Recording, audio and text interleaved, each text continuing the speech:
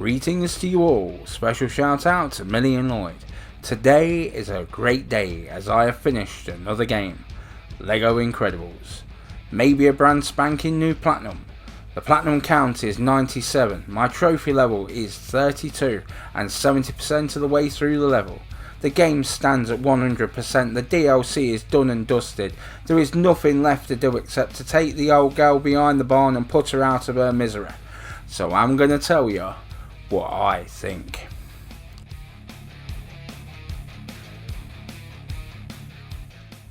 LEGO The Incredibles, developed by Traveller's Tales.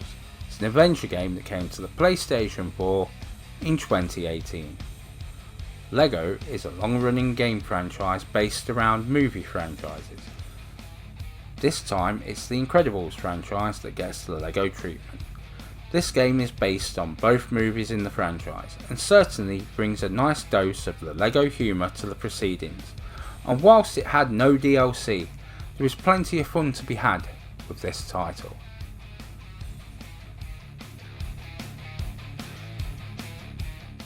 TT Fusion was founded as Embryonic Studios in 2005. Traveller's Tales Games announced their acquisition of the studio in 2007. At that time, Embryonic employed 20 people at offices in Bollington. The studio was renamed TT Fusion.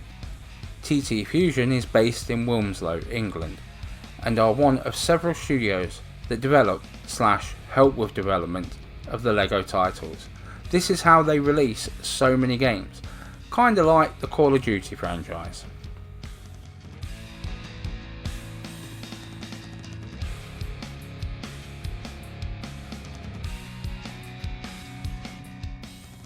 The game is made up of both movies, of which I've only partially watched the first movie.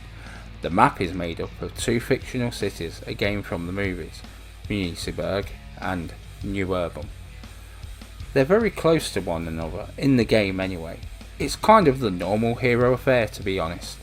There are heroes and villains and you must stop the crazy schemes, put them behind bars and get home before supper.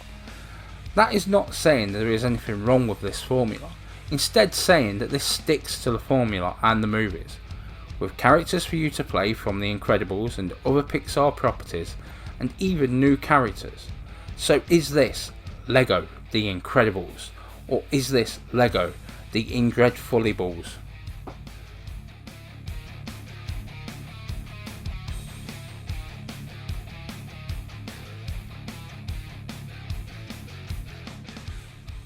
It's a bright, colourful affair, and you can tell it is set in the Incredibles universe. I find that developers don't always show the same quality and love when it comes to the licenses aimed at kids. Hence, I am happy to report it is all good here, with characters, vehicles and stuff from the movies. As per usual, the cutscenes also really work well here. Traveller's Tales always seem to capture the essence of the movie, but with their own stamp on it. The world map also looks good here, with lots to do and well designed. The levels are fun to play and represent movie scenes, which whilst not a mirror image, they are recognisable. Finding the hidden stuff in levels can be quite tough and certainly not always obvious, and there is always mum and dad to do the mop up.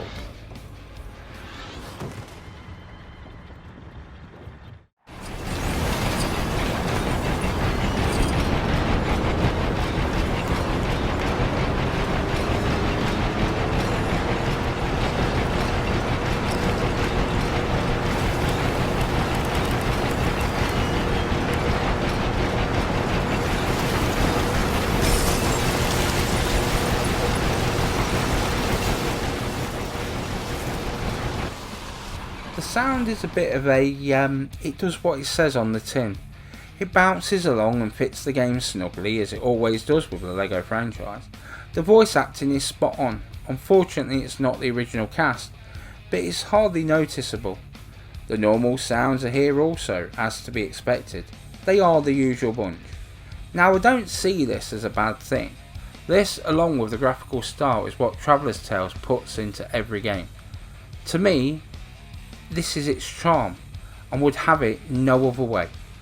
Whilst I'm no fan of The Incredibles, I still enjoyed this game and chuckled along with the script at several points, which is something I never expected to happen, but happily I did. Whilst not the strongest sound, what is on offer here will suffice, until it doesn't, and then I put on Spotify, so everyone's a winner.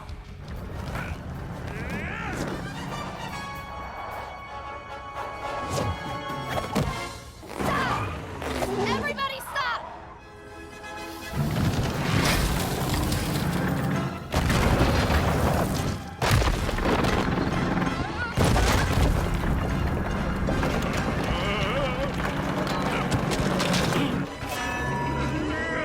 Heads up, Dad! Dash! I gotta get a hold of it. So we could start off saying that its gameplay is the same as the other LEGO games, that this has been the normal fine tuning to the controls, some stuff brought back and some stuff gone, as its normal brand of fighting enemies, solving puzzles, etc, etc, except for that's not it at all. They've started putting stuff on the map that's aimed at younger players. Obviously the collectibles are there for mum and dad. You have the mixture of superheroes and villains for you to choose from and creator mode if you want to make your own. Challenges are also available to lengthen the game, but Crime Wave is something new. You have to complete quests for people in a certain area, the last one of which is a supervillain for you to defeat. On the whole, the game is cool with a few new whistles and bells. Jack having multiple powers makes him a must for most free play levels.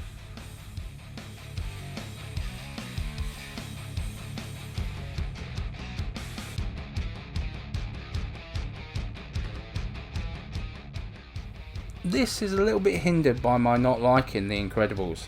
I cannot say that I've watched them all the way through, but as a LEGO game it does fine. I just put on Spotify and all is good with the world. I will admit to liking The Incredibles more by the end. I enjoyed this game a lot. It gives the gameplay itself time to shine, with races, challenges, hidden stuff to find. The map gives you something to really sink your teeth into. Each level has a challenge to it. The time challenges are the hardest. This looks and feels like a LEGO game. I feel as a fan of The Incredibles will get a lot more out of this than I did. But as a fan of LEGO games, you will get enough out of this, just like I did.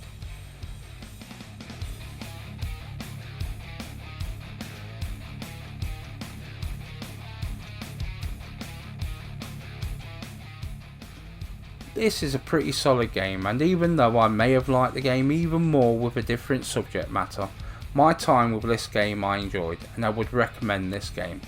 I finished the game to platinum in around 27 hours of gameplay, and I did enjoy all of that time. I am the kind of person that it's better to concentrate on one game at a time. My next game is Days Gone, but I know at some point that this will go back on, maybe when my niece and nephew come round. Some stuff here from previous games and some things all new. It does bring something to the table. In short, if you like LEGO games, then get this game. If you like The Incredibles, get this game. So LEGO Incredibles it is. Just what I needed.